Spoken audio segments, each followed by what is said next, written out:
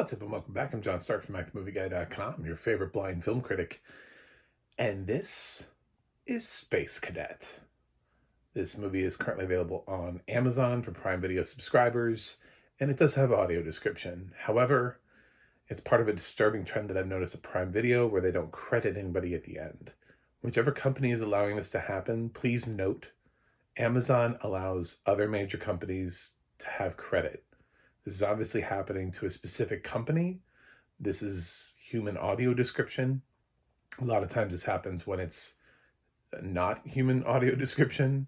So there's really no reason for this. You should at least have credit as a company. You should want to stand by the work that you did. Even if you can't get a narrator name on there or a writer's name on there, there's no reason there can't be a company. Like, this is just so bizarre. This would be like directed by blank. You know, like, who directed this? I don't know. Like, I don't know. You know. Anyway, Emma Roberts has been out in the press making drawing a lot of attention to herself. I'll say that. I like Emma Roberts, but her press cycle for this and the quotes that they keep pulling are not necessarily helpful and don't really represent Space Cadet. First of all, I do not believe the Nepo baby thing necessarily should apply to her, unless you're saying that she's getting the gigs because she's Julia Roberts' niece. Because she clearly has surpassed her father. Eric Roberts now does films for the Asylum, so Eric Roberts has always sort of been that guy in that movie. I don't think he was ever such at a huge point in his career where he was able to get Emma into a room and they were like, oh, we got to do this favor for Eric Roberts. You know, Emma and Julia have been pretty good about not sharing the screen together and keeping that distance. So I don't fully get that. I don't fully get the Nepo baby thing for Emma Roberts. I think for her, it's unearned. It's just like a whole other conversation about, you know, is it always used? It's always used on females. It's not always used on females. But anyway, she's here because she can act and has a great on-screen personality. Second thing is now she claims that what film is where it is because, you know, back in the day we used to have 8 critics. And now, today, anybody can just go online and just trash a film for whatever reason. Well, part of that is the advent of film school, but at no point during Emma Roberts' lifetime have there ever been only 8 film critics. So that's such a bizarre line from her. She's like, well, there used to be 8 film critics. I mean, yeah, and also reviews used to be bought and paid for. So... you know what I'm saying? Like, the whole, like, studio system used to just sort of be very self-serving within the entertainment industry and the gossip columnists and everything. And it wasn't until people actually started breaking free of that you actually started getting film criticism at all.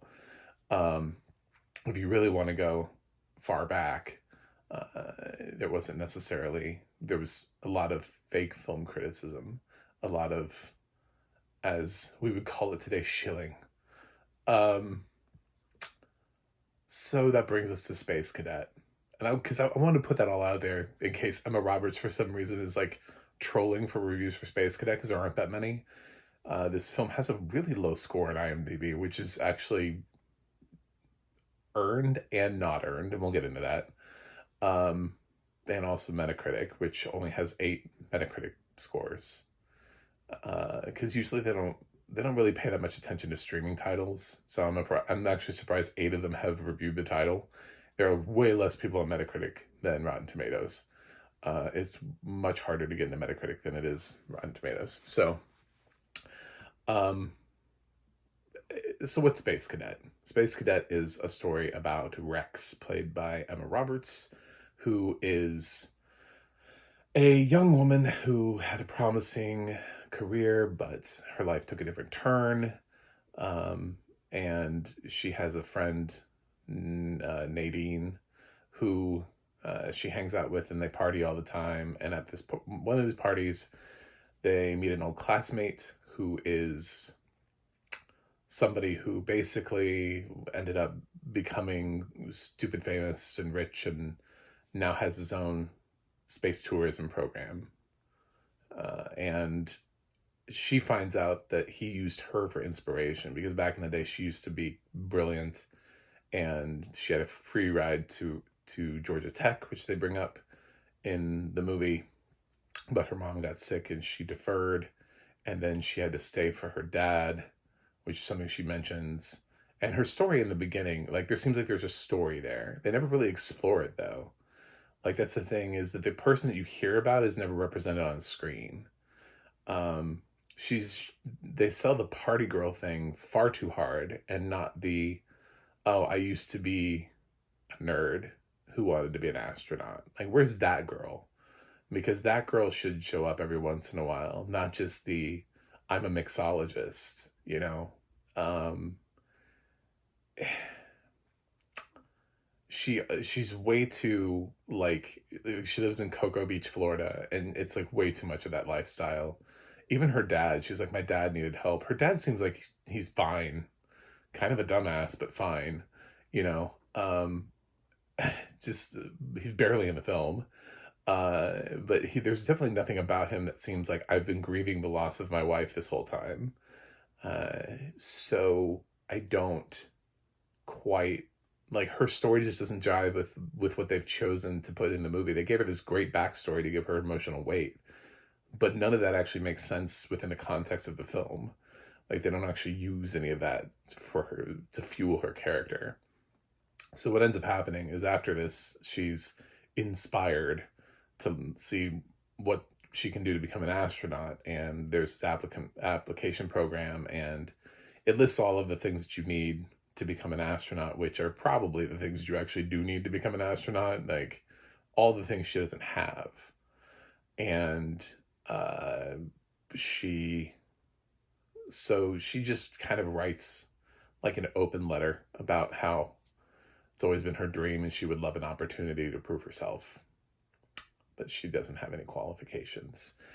And her friend, she asks her friend to spell check it. Her friend also seems like kind of a dumbass. And if she was, here's the thing, if Rex was, first of all, spell check does that for you. But if Rex was supposed to go to Georgia Tech on a full ride scholarship, Nadine seems to me like the type of person who was not going to be going to Georgia Tech on a full ride scholarship. So why would you ask her for feedback? This is like the things that they put into this movie that make no sense. So Nadine writes, of course, this glorious achievement list that she's done, and NASA reads it and they're like, wow, this girl. And really, apparently, there's only two people who make the decision at Amazon. I would call it, not at Amazon, at NASA. I would call this an Amazon cost cutting measure, is to reduce the astronaut program to only two people who make the final decision, because there are only two people in the room who are arguing about which candidate to choose. And Gabrielle Union is one of them, and she's fighting for Em Roberts, because she's like, look at all this stuff. Look at all this cool shit that she's done. You know, it's like, wow, we want that person. It's like, I mean, okay, anybody would, but it's all, you know, not true. But, so they invite her, and she's not bothered at all that they keep calling her like Dr. Shepard, you know. Like, Dr. Shepard, Dr. Shepard. And she's like, oh, cool, yeah, all right. And she kind of maintains this party girl attitude. And it takes her a while to pick up on anything that's going wrong. And she just kind of shows up, and she manages to kind of like sneak her way into the program. And they're like background checking her while she's already in the program. So there are scenes that keep cutting to the male leader of the program. I don't know what his name is. He keeps calling, and Nadine keeps pretending to be one of 1,000 different people, I guess, who vouched for her. It's one of the more humorous things is how Nadine has to keep figuring out all these different voices for all these different things. That wasn't too bad. I thought that was it, but it's dumb that they're doing it like interspersed as the movie progresses. Like he keeps calling in references. He's like, "Oh, I need to check her references." Like, are you doing this for everyone, or are you just doing it for her? Why didn't you do this before? These people are literally at NASA. Like they're here. They're here. I mean, do you guys not have staff? Is this like a love letter to underfunding NASA? Is it? If you don't fund us, we might accidentally let in a mixologist because we won't be able to check her employment records. Um, like she doesn't send in any official transcripts or anything. Like it's just so yeah. So Rex goes through the space program and she makes friends, and it's one of those films where obviously that you know where it's going, and um, she's gonna keep advancing against all odds, and her friends are gonna help her out, and she's gonna be well liked, and they're gonna find that there's a lot of benefit to having her around, um, and all that good stuff, and it's fine. Emma Roberts takes this film on charm alone. She just tries to pull this film along on charm. However, here's my conversation on the film, because Emma Roberts thinks that everybody's out to get her, apparently. Um, Listen, A, you're better than the film. That's a problem. The film is not good. B, the film is aimed for an audience that's older than it should be. This is a kid's movie. This is not an adult movie. You should not be a mixologist. You should have a different career. And we need to tone down some of the language. This should be PG.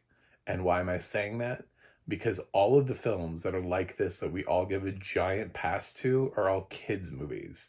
When I was growing up, one of my favorite films to watch, and a film that people still nostalgically refer to, is Little Big League, which is a film about a kid that literally runs a professional baseball team.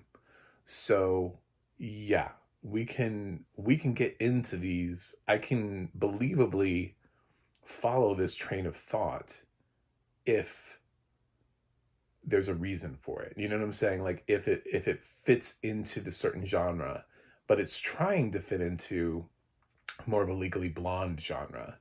And Elle legitimately got into Harvard. Elle had to do the work to get into Harvard. She didn't lie to get into Harvard. So what you're trying to do is you're trying to attract an older audience. And that's where the movie fails, because when you start trying to attract people who are more intelligent, and then you're asking them to check their brains, it's really hard to separate that. It's really hard to sit there and be like, she gets to the point where they let her fly a plane, and she's never flown a plane before, but she flies like a military jet with little to no instruction. She figures it out. Basically, it's that easy to fly to fly a military jet. Just in case you're wondering, it's super fucking easy apparently. So like, it's these things, but have we seen this before? Absolutely. We have absolutely seen films like this. We've seen kids who get drafted into professional sports leagues, like in Rookie of the Year and in Like Mike, but they all exist within the kid space, even when they're adults and not kids. I was thinking of like Harland Williams in Rocket Man. That was a Disney movie for kids. Yeah, he's an adult and he shouldn't be in a space program, but he is. And that's the hilarity of it. But that's a kid's movie. So the problem is that she's trying for this other angle, this other window, and that fake it till you make it thing. Nobody around her seems to be following any sort of remotely close to how the world would work. And the process by which NASA chooses its astronauts is baffling in this. So it just doesn't work.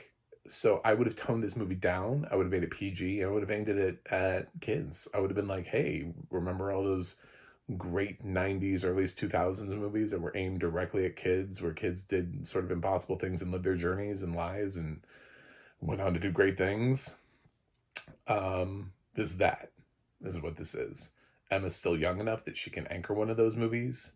I don't know why we did this. I don't know why this is the way that it is. Um, because it doesn't work. So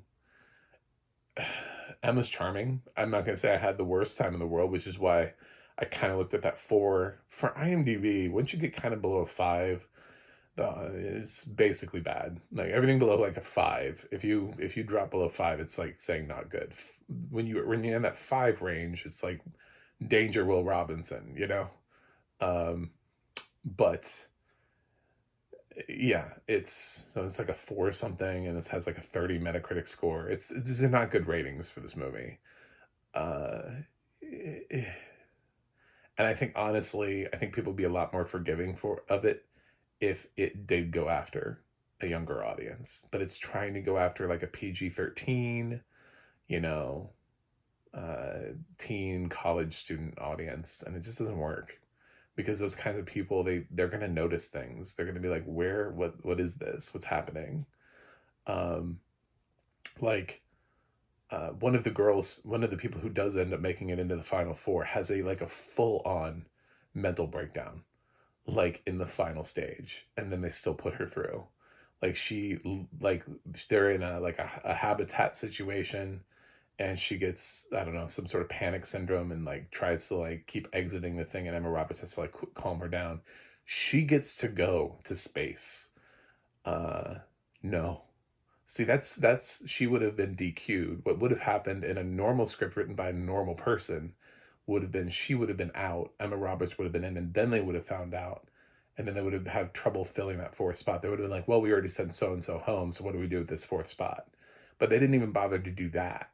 Like, this script is written by somebody who's never written a script before, and just suddenly magically got into Amazon. They were like, hey, you want to write a screenplay? Like, yeah, I've always thought about it. You know, it feels like it's not really well thought out. Nobody really looked at this. I'm surprised Emma Roberts read this and was like, yeah, I'm totally down. This seems awesome. I'm sure she looked at the paycheck and was like, yeah, this seems awesome. So before you stand up for your films like they're high art, you should probably make sure they are high art before you do that. This is not. The audio description here was pretty good.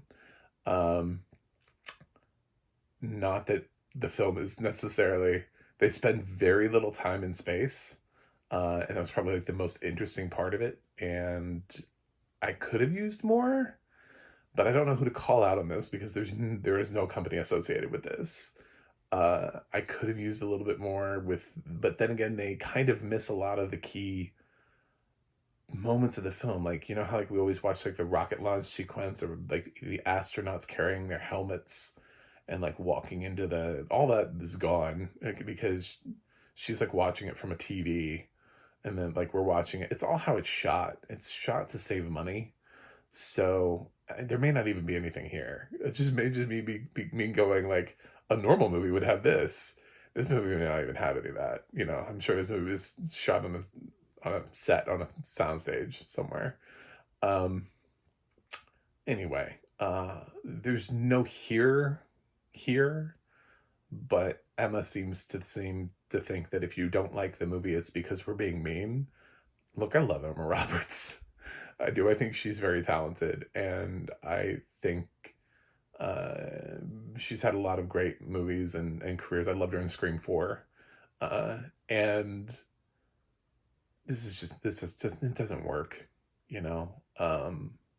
Like a lot of straight to streaming films, we're starting to not care about the quality. We're starting to just care about the you know, creating content, which is something that I do, and it's like I don't put a lot of pizzazz into my videos. I'm also a blind film critic, and I don't really care about the visuals in my videos, to be totally honest, because I can't see them, and I don't think a lot of the audience can see them. So I basically could be doing a podcast. I just think this is easier. rather than releasing a ton of podcasts of movie reviews, like an onslaught of podcasts. I've just decided to do this. Plus, you can see who I am, and I'm less of a random name as Emma Roberts. She's like, they can just, you don't even know what their name is. Well, you know what mine is, and you can contact me, so reach out if you feel like I'm being unfair. But I just would have dumbed this down. It already is. But I mean, I would have taken this to and made just another kids movie out of it. Disney should have picked this up. It should be on Disney Plus. You know what I'm saying? This should be something that they made, make it a little bit more family friendly, and send it out. And I think kids would have liked this. But right now, it's maybe the material is a little bit much for them. I don't think it is, though. It's not like anybody has sex, but there's a little bit of cursing, and again, she's a mixologist, so she's a party girl, which isn't the best representation for a kids movie. But I just wanted to see more of that girl from Georgia Tech that supposedly got the full ride. Like, where was that girl? She just, I don't know. She's never came back. Anyway, I'm gonna give Space Cadet a C minus. It's not the worst thing in the world, but you know, it's also yeah, it's not a film I would recommend, sadly. I think there's some stuff you could have manipulated to make this a little bit better of a film with with a director or producer, somebody who was a little bit more interested in fixing it. But they just kind of stuck it out there because it doesn't really matter as long as it just keeps creating subscribers, you know, as long as people will stay subscribed or come to the service, one of the two things. That's all they care about. They don't really care about the quality of these films. And that's a shame for Emma. But she should probably stop standing up for a film that's not that good. Sorry. Anyway, thanks for watching. Thanks for subscribing, and I'll see you guys on the other side.